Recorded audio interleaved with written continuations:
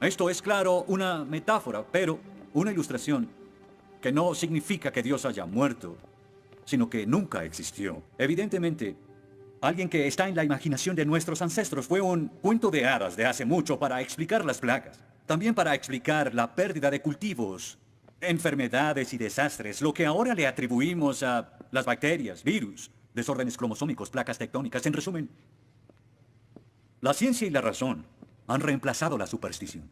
Y somos el resultado de todo eso. Y con su permiso, me gustaría evitar este debate sin sentido y saltar directo a la conclusión que todo estudiante debe saber. No hay Dios.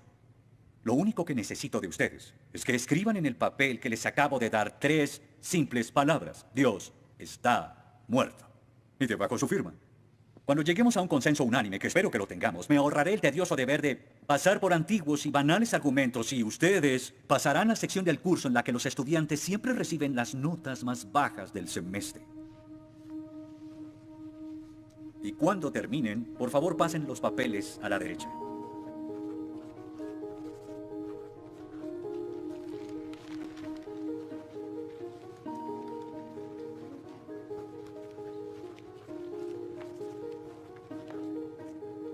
Gracias.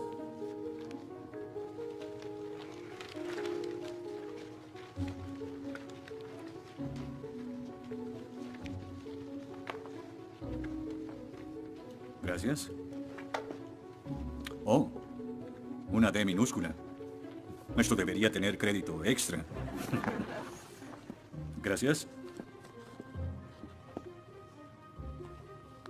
Disculpe, señor... Wheaton. Josh Wheaton. Señor Wheaton, ¿le pasa algo? No puedo hacer esto. No puedo hacer lo que pide, soy cristiano. Oh, no se preocupe, aún puede regresar a su dormitorio, arrodillarse y orar al lado de su cama si quiere. Lo que haga con su vida es su problema, pero lo que haga aquí en la clase es el mío. Yo no puedo. Muy bien, señor Wheaton. Déjeme explicarle la alternativa. Si no puede admitir que Dios está muerto para el propósito de esta clase, entonces tendrá que defender la antítesis de que Dios no está muerto y será enfrente de la clase, en el atril.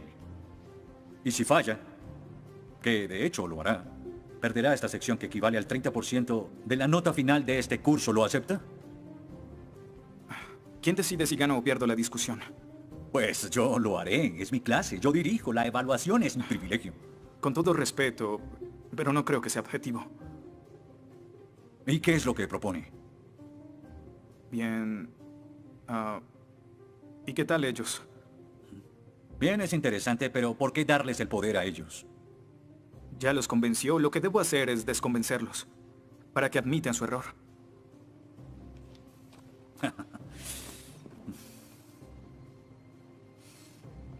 Bien. Señor Wheaton, tendrá 3 sesiones los últimos 20 minutos de las próximas 3 clases para que exponga su punto. Le prometo que haré las menores interrupciones posibles. Puede pedir lo que quiera en la clase, pero no le daré más tiempo. Claro, será responsable con las otras tareas de la clase, pero puede cambiar de opinión y traer la hoja firmada. La próxima clase y seguiremos como si nada hubiera pasado. Y con eso, como lo había dicho antes, le daré la palabra al señor Wheaton, quien presentará su caso a favor de un dictador supremo celestial, también conocido como Dios. Señor Wheaton, ¿está listo? El atrio es suyo.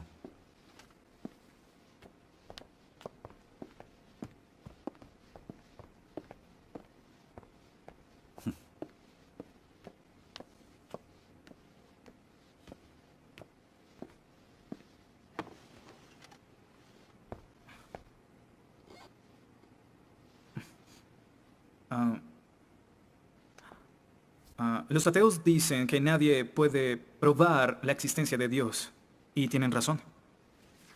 Pero yo digo que nadie puede refutar que Dios existe.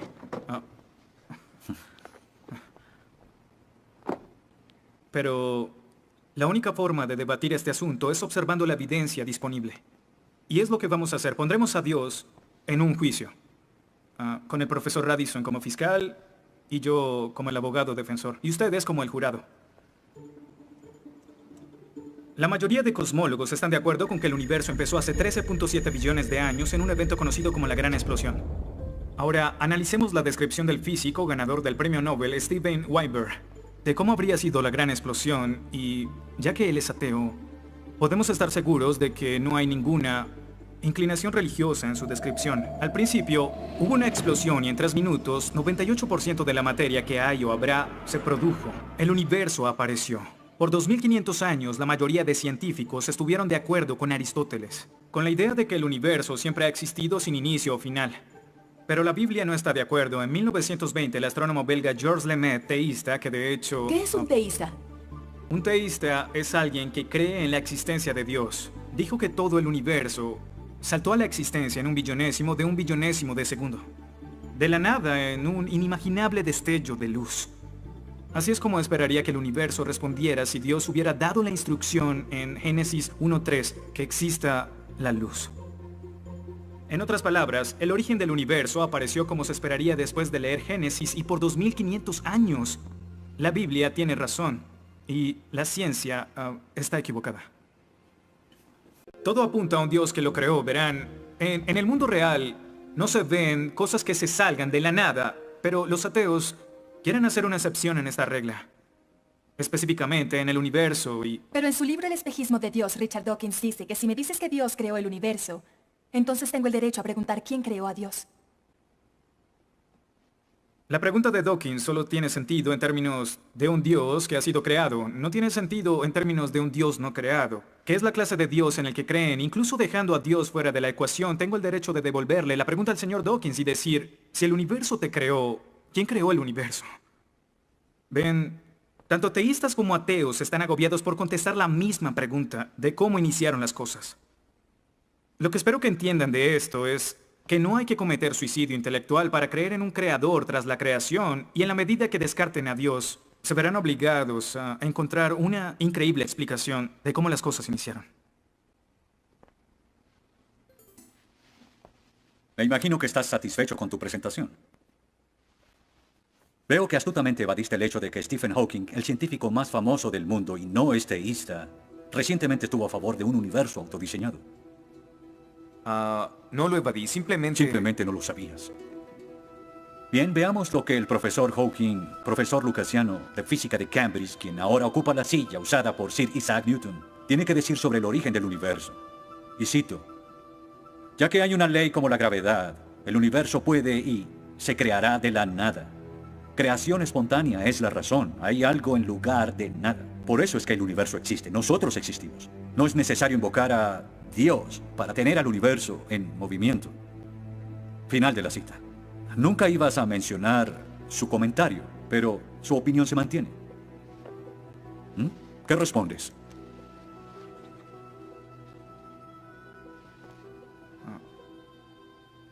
No sé. ¿No sabes?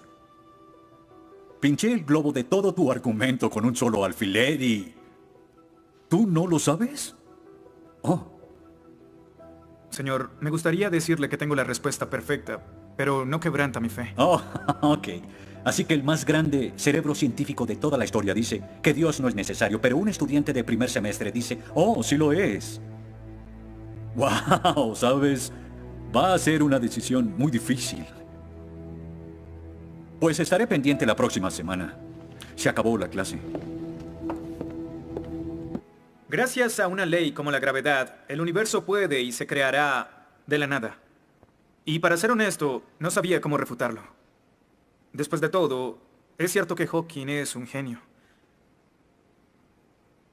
Pero el profesor John Lennox, quien enseña matemáticas y filosofía, ha demostrado que no hay ni uno, ni dos, sino 3 errores de lógica en esa simple frase y se reduce a un razonamiento circular.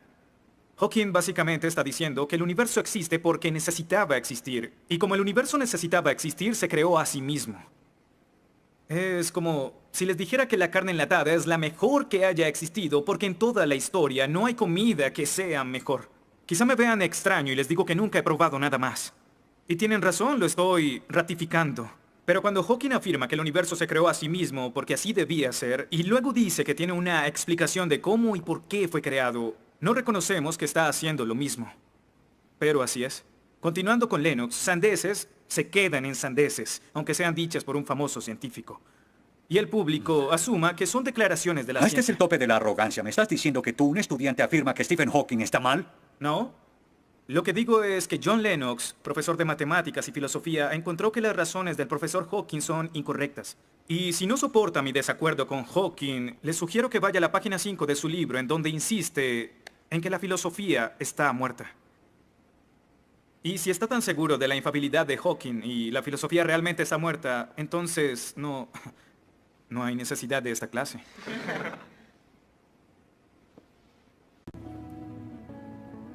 Damas y caballeros del jurado, desde hace 150 años los darwinistas han dicho que Dios es innecesario para explicar la existencia del hombre y que la evolución reemplaza a Dios. Pero la evolución solo nos dice lo que sucede una vez que se tiene vida.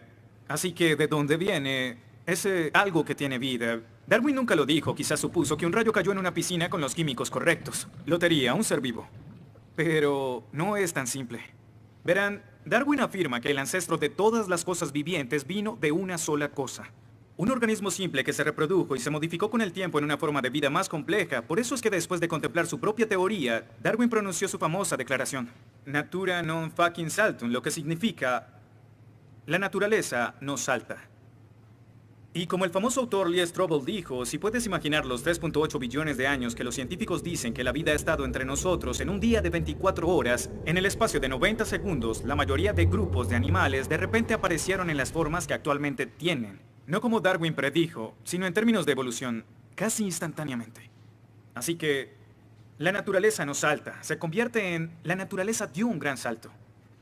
¿Cómo los deístas explican tanta información biológica? Y Dios dijo, que las aguas se llenen de seres vivientes y que vuelen aves sobre la tierra en la expansión de los cielos. Dios creó los monstruos marinos, los diversos seres vivientes que llenan las aguas y todas las especies de aves. Y Dios vio que esto era bueno. Génesis 1:20. En otras palabras, la creación sucedió porque Dios lo dijo. Y lo que parece para nosotros un proceso oscuro sin guía, pudo realmente ser controlado de principio a fin. Se dice que el mal es el arma más potente del ateísmo contra la fe cristiana.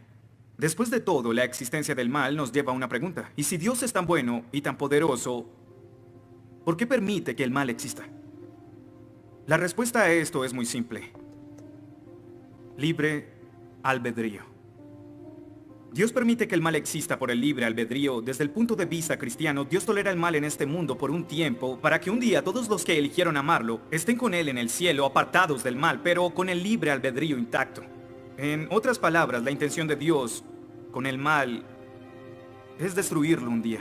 Oh, qué conveniente. Un día me desharé de todo el mal del mundo, pero hasta ese momento tendrán que lidiar con las guerras, holocaustos, tsunamis, pobreza, hambruna y sida. Que se diviertan. Luego nos enseñará sobre el absolutismo moral. ¿Pero por qué no? El profesor Radisson, quien claramente es ateo, no cree en absolutismo moral, pero en su programa dice que planea hacernos un examen en la última semana. Apuesto a que si consigo una A en el examen haciendo trampa, inmediatamente empezará a sonar como un cristiano, insistiendo que está mal hacerlo. ¿Y qué base tendría él? Si el propósito de mis acciones es lograr el éxito, entonces, ¿por qué no podría hacerlo? Para los cristianos, el punto de la moralidad, lo que constituye lo bueno y lo malo, es una línea directa que nos conduce hacia Dios. Oh, ¿estás diciendo que necesitamos a Dios para ser morales? ¿Que una moral atea no es posible? No, pero sin Dios no hay una razón para ser moral. No habría un estándar para el comportamiento moral. Para los cristianos, mentir, robar, hacer trampa en un examen para lograr una calificación que no merezco está prohibido. Pero si Dios no existiera, según Dostoyevsky, este es el punto. Ahora, si Dios no existe, entonces todo es permitido. Y no solo es permitido, sino sin sentido. Si el profesor Radisson tiene razón, entonces nuestra lucha, nuestro debate, lo que decidamos aquí no tiene sentido. Nuestras vidas, nuestras muertes no serán diferentes a las de un pez dorado. Oh, qué ridiculez. Después de toda tu charla, ¿quieres decir que solo hay una opción? Creer o no creer. Así es. Eso es todo. De eso se trata todo. La diferencia entre su posición y la mía es que usted les quitó su elección. Les exigió que eligieran la casilla marcada con no creo. Sí, porque quiero liberarlos. Porque la religión es como un virus mental que los padres han heredado a sus hijos. Y el cristianismo es el peor de todos. Lentamente se mete en tu vida cuando estás débil, enfermo o indefenso. ¿La religión es una enfermedad? Sí. Sí, infecta todo. Es la enemiga de la razón. ¿Razón? Profesor, usted dejó la razón hace mucho tiempo. Lo que nos está enseñando aquí no es filosofía, ni siquiera es ateísmo. Lo que nos está enseñando aquí es antiteísmo. No es suficiente. Necesita que todos no creamos como usted. ¿Por qué no admites la verdad? ¿Quieres enredarlos en tu primitiva superstición? Lo que quiero es que tomen su propia decisión. Eso es lo que Dios No quiere. sabes cuánto voy a disfrutar reprobándote. Pero ¿a quién realmente quiere reprobar, profesor? ¿A mí? ¿O a Dios?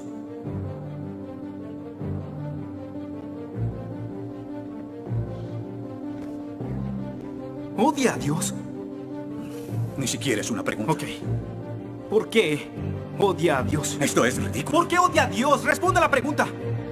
¿Ha visto la ciencia y los argumentos? La ciencia avala su existencia, conoce la verdad. ¿Por qué lo odia? ¿Por qué?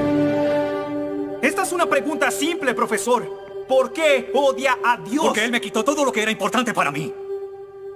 Sí, yo odio a Dios. Todo lo que siento por Él es odio.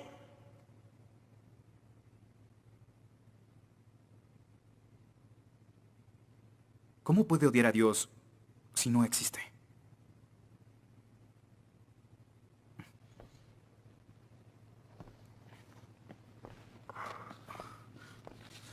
No probaste nada. Quizá no. Ellos deben elegir.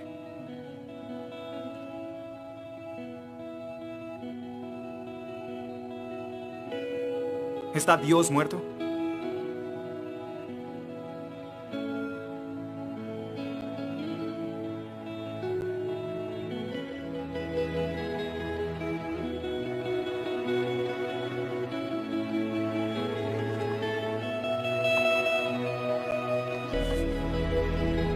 Dios no está muerto.